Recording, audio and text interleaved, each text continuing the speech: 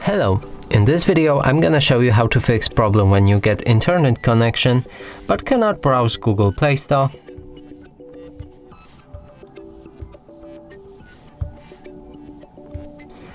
For like right now everything shows up, but if I press on the install it will be pending forever. It will never be downloaded or installed. And the same could be with our Google Chrome. If we just go to any website like YouTube, it will say that our clock is behind.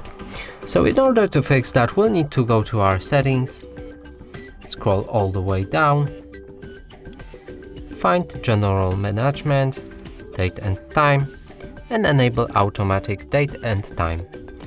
And now if we go back to our Google Play Store, the app should download properly. We're gonna cancel and install it again.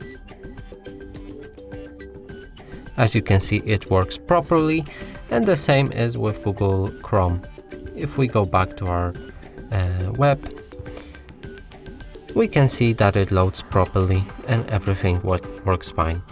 And that's it for this video. Hope you like it. Please consider subscribing to our channel, leave a like and a comment below.